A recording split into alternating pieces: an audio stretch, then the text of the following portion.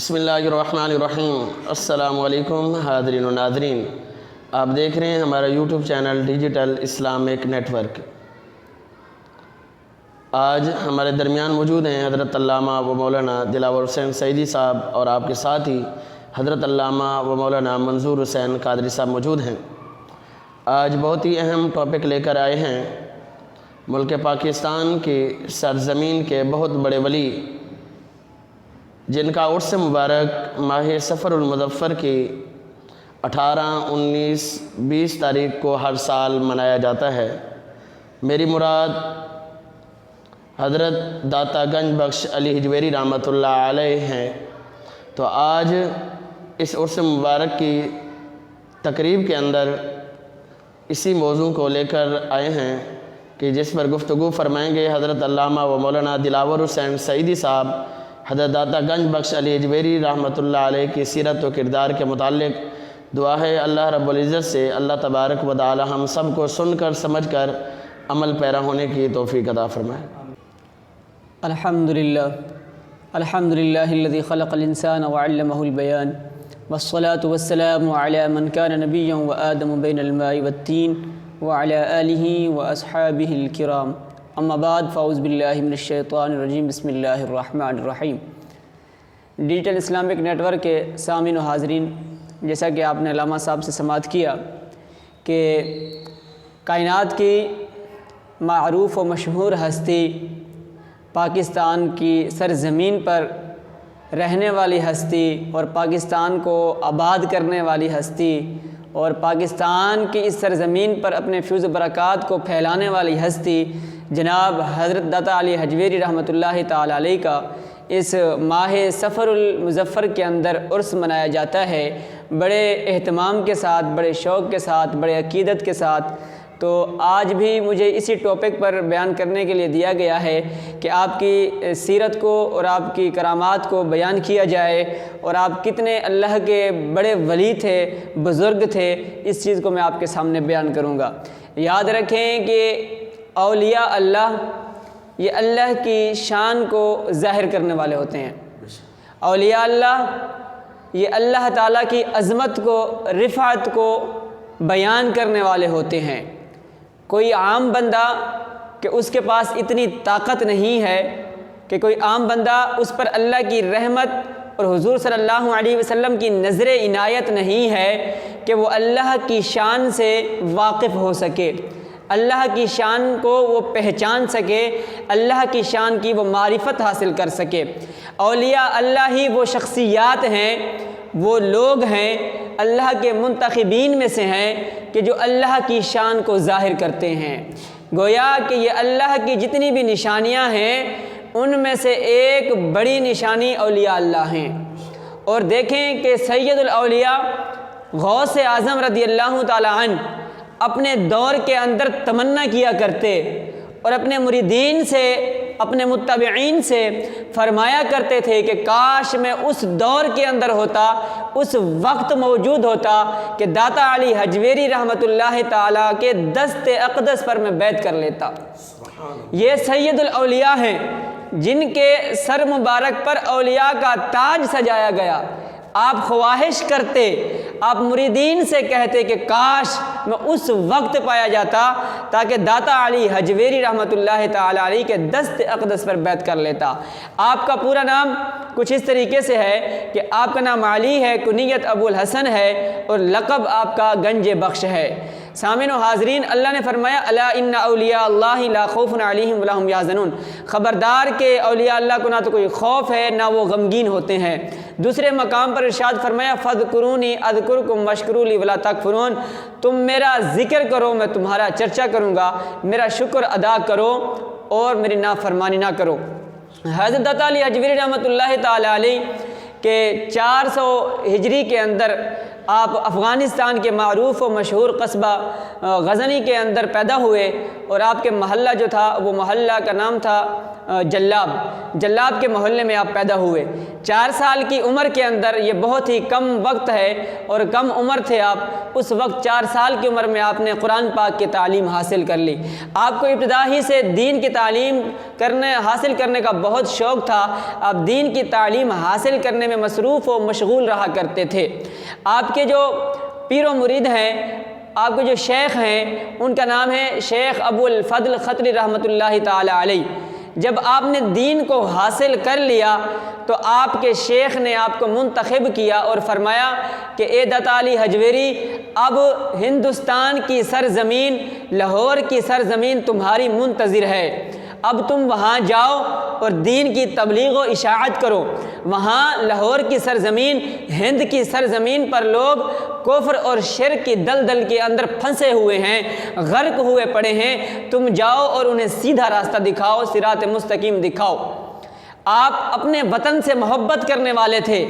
آپ نے اپنے شیخ سے عرض کی، حضور میں تو آپ سے بے پناہ محبت کرتا ہوں، آپ سے عقیدت رکھتا ہوں، میں آپ کی جدائی کیسے برداشت کروں گا، میں آپ کی زیارت کیے بغیر کیسے رہ پاؤں گا، اب مجھے وہاں جانے کی کیا ضرورت ہے، جبکہ وہاں پہ آپ کے مرید شیخ حسین زنجانی موجود ہیں، آپ یہی کام انہی کو دے دیں کہ وہ دین کی تبلیغ کریں۔ تو آپ کے شیخ ابو الفضل ختلی رحمۃ اللہ تعالی علیہ جو ہے نا، وہ آپ سے فرمانے لگے اور مسکرا کے کہنے لگے، اے داتا علی حجویری، اے عثمان، جو تمہیں کام دیا جا رہا ہے جا کے وہ کام کرو، تم ان معاملات میں نہ پڑو، جو میں دیکھ رہا ہوں وہ تم نہیں دیکھ رہے۔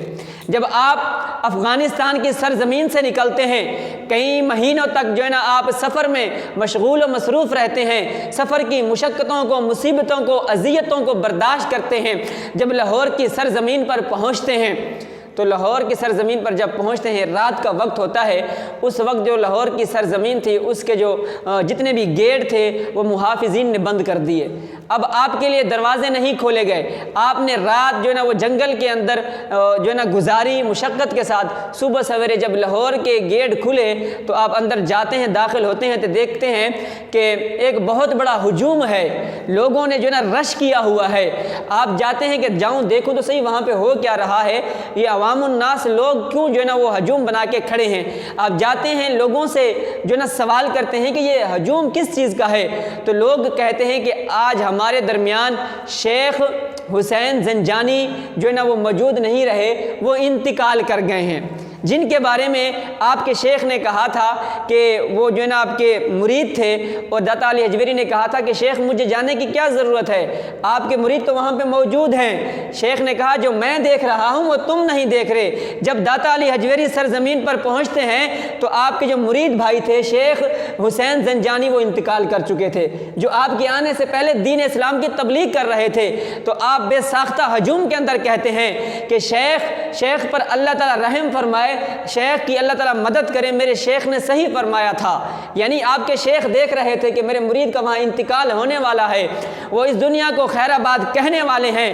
اسی بات کو مد نظر رکھتے ہوئے آپ کے شیخ نے داتا علی حجویری کو لاہور یعنی ہندوستان کی سرزمین پر بھیجا۔ جب لوگوں نے آپ سے پوچھا کہ آپ کون ہیں، آپ نے کہا کہ شیخ حسین زنجانی کا میں جو ہے نا وہ مرید بھائی ہوں، ان کا پیر اور میرا ایک ہے۔ جب لوگوں نے سنا تو پھر آپ کے اوپر فرمائش کی گئی کہ آپ ہی ان کا جو ہے نا جنازہ پڑھائیں۔ لوگوں کے اصرار پر آپ نے لوگوں کا جنازہ پڑھایا۔ پھر اسی طریقے سے یہ سلسلہ جاری ہوتا ہے کہ آپ جو ہے نا لاہور کی سرزمین پر لوگوں کو تبلیغ کرتے ہیں، اشاعت کرتے ہیں۔ یاد رکھیں کہ جب آپ کے پیر شیخ ابو الفضل ختلی نے آپ کو لاہور کی سرزمین پر بھیجا، یہ بڑا اہم واقعہ ہے، میں نے اس کو کئی مرتبہ بیان بھی کیا ہے اور ایمان کو تازہ کرنے والا بیان ہے۔ آپ کے شیخ نے آپ کو وصیت کی، اور جو ہے نا تعجب خیز وصیت کی کہ اے داتا علی حجویری، اے عثمان، جب لاہور کی زمین پر جا رہے ہو تو صبح سے لے کر مغرب تک تم نے بھیک مانگنی ہے۔ عثمان علی حجویری کو وصیت کی، ان کو تعلیم دی کہ فجر کی نماز سے لے کے مغرب تک آپ نے بھیک مانگنی ہے۔ تو داتا علی حجویری وہ غم زدہ ہو گئے کہ میری گھر کے اندر وہ شان ہے میں اپنے والدین کا لاڈلا بیٹا ہوں، میری جو ہے نا وہ منمانیاں مانی جاتی ہیں، میرے حکم گھر میں مانے جاتے ہیں، آج تک میں نے کسی کے سامنے ہاتھ نہیں پھیلایا، میں نے لوگوں میں بانٹا ہے، آج کیسے ہو سکتا ہے کہ میں وہاں جا کے بھیک مانگوں؟ آپ نے شیخ سے کہا تو شیخ نے کہا بیٹا جو میں نے کہا اس پہ عمل کرو۔ جب آپ لاہور کی سرزمین پہ آ جاتے ہیں، صبح سویرے اٹھتے ہیں، بھیک مانگتے ہیں، جب مغرب کا وقت آتا ہے آپ کے شیخ کی وصیت اور تعلیم کے مطابق آپ وہ سارا جمع پونجی جو کرتے ہیں وہ سارا مغرب کے بعد لوگوں میں تقسیم کرتے ہیں، لوگوں کی مدد کرتے ہیں، جس کو بھوک لگتی اس کو روٹی دیتے، جس کو رقم کی ضرورت ہوتی اسے رقم دیتے، جس کو لباس کی ضرورت ہوتی اسے لباس دیتے، حاجت مند کی جو ہے نا وہ رواداری کرتے، ان کی حاجت کو پوری کرتے۔ تو جب آپ نے یہ سارے حاجت مندوں کی حاجت مندی کو پورا کیا، تو جب آپ نے دین کا پیغام لوگوں تک پہنچایا تو لوگ دھڑ دھڑ ہجوم با ہجوم جو ہے نا وہ آپ کے دین اسلام کے اندر شامل ہو گئے۔ اور جیسے ہی آپ نے لوگوں کو کلمہ پڑھایا تو لوگوں نے سوال کیے بغیر آپ کے کلمے کو پڑھ لیا جو آپ نے پڑھایا۔ تو آپ کو سمجھ آئی کہ میرے شیخ نے مجھے کیوں وصیت کی تھی کہ صبح بھیک مانگنا اور شام کو مغرب کے بعد لوگوں میں بانٹنا۔ لوگوں کو بانٹنے کا فائدہ یہ ہوا کہ لوگ دین کے اندر جو نا وہ جلد از جلد شامل ہو گئے۔ یہ داتا علی حجویری ہیں۔ خواجہ غریب نواز رحمۃ اللہ تعالی علیہ نے آپ کے مزار اقدس پر جو ہے نا وہ 40 دن کا چلہ کاٹا۔ جب چلہ کاٹ لیا، جب آپ نے وہ چلہ مکمل ہو گیا تو پھر آپ نے حضرت داتا علی حجویری رحمۃ اللہ تعالی علیہ کی شان کے اندر جو شعر پڑھا وہ آج ہر خاص و عام کی زبان پر ہے۔ چاروں طرف جو ہے نا وہ شعر جو ہے نا لوگوں کی زبانوں پر ہوتا ہے، آپ کے شعر کا ذکر ہوتا ہے، آپ کے شعر کا جو ہے نا چرچا ہوتا ہے۔ آپ نے فرمایا گنج بخش فیض عالم مظہر نور خدا، ناقص آرا پیر کامل کامل آرا رہنما۔ فرمایا گنج بخش فیض عالم، یہ وہ ہیں کہ جو عالم کے اندر جہان کے اندر اپنے خزانوں کو بانٹتے ہیں اور حاجت مندوں کی حاجت مندی کو پورا کرتے ہیں، تمام کی دعاؤں کو اللہ کی بارگاہ میں فرمائش کے مطابق جو ہے نا وہ پہنچاتے ہیں، اللہ کی بارگاہ میں وسیلہ بنتے ہیں۔ فرمایا گنج بخش فیض عالم مظہر نور خدا، ناقص آرا پیر کامل۔ فرمایا جن کے پیر جو ہے نا ناقص ہیں ان کو کامل بنا دیتے ہیں۔ فرمایا جو کامل ہیں کامل آرا رہنما، جو پیر کامل ہیں پھر انہیں رہنما بنا دیتے ہیں۔ یہ وہ ہیں داتا علی حجویری۔ داتا علی حجویری رحمۃ اللہ تعالیٰ علیہ کی جو نا بہت ساری ہمیں کرامات ملتی ہیں، شان ملتی ہیں۔ پیر خواجہ نظام الدین اولیاء رحمۃ اللہ تعالی علیہ فرماتے ہیں کہ جس شخص کو پیر نہ مل رہا ہو، وہ اپنے مرشد کی تلاش میں ہو، متلاشی ہو مرشد کا، اسے کامل مرشد نہ مل رہا ہو تو وہ خواجہ داتا علی حجویری رحمۃ اللہ تعالی علیہ کی کتاب کشف المحجوب کا مطالعہ کر لے تو اللہ رب العزت مطالعہ کرنے کے وسیلے سے برکت سے اسے پیر کامل عطا فرما دے گا، اسے پیر کامل مل جائے گا، اسے پیر مرشد مل جائے گا۔ تو آپ کی کتاب کے اتنے فیوز و برکات ہیں، تو پھر سوچیں جو اشخاص، جو خوش نصیب لوگ آپ کے مزار پر انوار پہ جا کے حاضری دیتے ہیں، اپنی منتیں مانتے ہیں، آپ کی بارگاہ میں عقیدتیں پیش کرتے ہیں، ان کا کیا عالم ہوگا۔ سامعین و حاضرین، آپ کی بہت ساری کرامات ہیں۔ ایک مرتبہ ایسا ہوا کہ علامہ اقبال شاعر جو مشرق اور مغرب ہیں، آپ کو لقب ملا شاعر مشرق مغرب، آپ رحمۃ اللہ تعالی علیہ کا ایک نوکر تھا۔ آپ کے وصال کر جانے کے بعد اس نوکر نے لوگوں کو بتایا، اور آپ کی زندگی میں نوکر کو اجازت نہیں تھی کہ وہ واقعہ بیان کرتا۔ جب علامہ اقبال رحمۃ اللہ تعالی علیہ اس دنیا سے چلے گئے تو لوگوں نے پوچھا کہ آپ ان کے نوکر تھے، خاص بندے تھے، کوئی علامہ اقبال کا کوئی ایسا جو ہے نا وہ واقعہ بتاؤ جسے ہمیں سننے میں جو ہے نا مزہ آئے اور ہمیں لطف جو ہے نا ملے۔ تو اس نوکر نے کہا کہ جب تک آپ باحیات تھے تو مجھے بیان کرنے کی اجازت نہیں تھی، لیکن آج میں وہ واقعہ بیان کرتا ہوں۔ وہ نوکر کہتا ہے کہ ایک مرتبہ ایسا ہوا کہ رات کا کوئی آخری حصہ تھا، یعنی کہ 2-3 بجے کا ٹائم تھا کہ اچانک علامہ اقبال رحمۃ اللہ تعالی علیہ وہ اٹھتے ہیں اور مجھے کہتے ہیں کہ جاؤ بازار سے لسی لے کے آؤ۔ آپ کو یہ لسی والا جو نا واقعہ جو نا مختلف الفاظ کے ساتھ جو ملے گا، کچھ علماء کہتے ہیں مستند ہے، کچھ کہتے ہیں غیر مستند ہے۔ تو وہ کہتا ہے کہ میں نے علامہ اقبال رحمۃ اللہ تعالی علیہ کے کمرے کے اندر، حجرے کے اندر ایک سفید پوش اور سفید داڑھی والے شخص کو دیکھا جو خوبصورت حسین و جمیل تھا۔ وہ علامہ اقبال رحمۃ اللہ تعالی علیہ کے کمرے میں داخل ہوتا ہے اور رات کے آخری حصے کے اندر علامہ اقبال مجھے کہتے ہیں کہ جاؤ بازار سے لسی لے آؤ۔ اب وہ نوکر کہتا ہے کہ حضرت یہ رات کا آخری حصہ ہے، مارکیٹ بازار بند ہو چکا ہے، تو میں لسی کہاں سے لاؤں گا؟ تو علامہ اقبال نے اس سے فرمایا کہ تم جاؤ تو صحیح، لسی جو ہے نا تمہیں بازار سے مل جائے گی۔ وہ نوکر کہتا ہے کہ جب میں بازار گیا تو بازار کھلی ہوئی تھی۔ یہاں پہ منظر اور ماجرا کچھ اور ہی ہے، معاملہ کچھ مختلف ہے۔ وہ کہتا ہے نوکر کہ میں بازار کے اندر گیا، میں نے دیکھا کہ لسی والا بیٹھا ہے بازار کے اندر اور لسی لے کر آیا۔ جب میں لسی لے کر آیا تو میں نے علامہ اقبال کو پیش کی۔ علامہ اقبال رحمۃ اللہ تعالیٰ علیہ نے اپنے مہمان کو جو نا وہ پیش کیا اور لسی سے جو نا ان کی مہمان نوازی کی۔ وہ نوکر کہتا ہے میں نے بعد میں علامہ اقبال سے پوچھا کہ وہ بزرگ کون تھے، وہ حسین و جمیل کون تھے جو آپ کے کمرے کے اندر آئے تھے، جو آپ کے مہمان بن کر آئے تھے، وہ کون تھے؟ تو علامہ اقبال نے فرمایا کہ وہ داتا علی حجویری رحمۃ اللہ تعالی علیہ تھے۔